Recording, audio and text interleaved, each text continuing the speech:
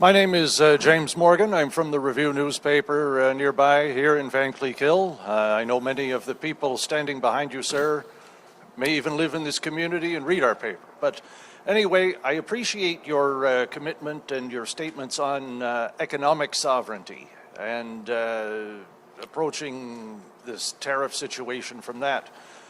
Do you have any ideas, though, on cultural sovereignty to strengthen that, to complement the ideas on economics? I'm thinking of things like continued support for local journalism or local broadcasting. Yes, we are strong supporters of local journalism and local media, and we will make sure that, for example, local media, independent outlets get their fair share of government advertising. I also think we need a renewed commitment to celebrating our heritage and our identity. Over the last 10 years, there's been a tendency to tear down our statues, change the names of different public monuments in order to cancel our history. I think that has weakened the bonds that used to tie us together.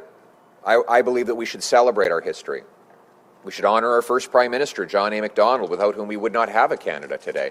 His vision of an East-West nation is really now more than ever needed.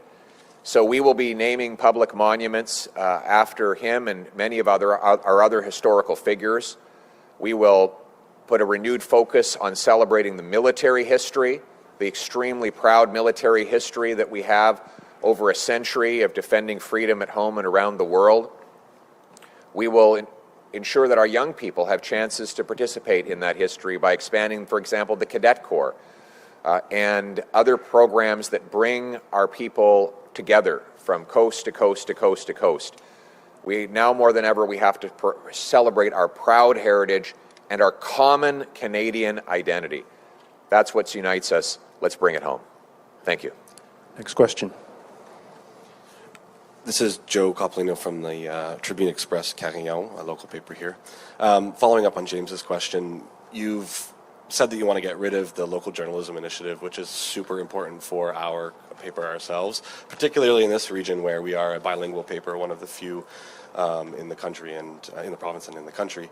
That program basically keeps us alive, particularly as businesses in this area begin to struggle, and I expect that they're going to struggle more in the coming years, regardless of which government comes on, given the economic opportunity outset landscape. What ways will a government support local journalism outside of the Local Journalism Initiative program, which helps fund many of the journalists in this area? Thank you. Well, I have raised concerns with how the government has run that program and other media support programs, and my platform will have measures that will strengthen local and independent journalism and give actually better and stronger voices to local journalism than we even have right now. So you'll have to stay tuned for that platform. We're just getting started. There's another roughly 6 weeks, and you'll be seeing a lot more from me, and I think you'll like what you have to see about local journalism.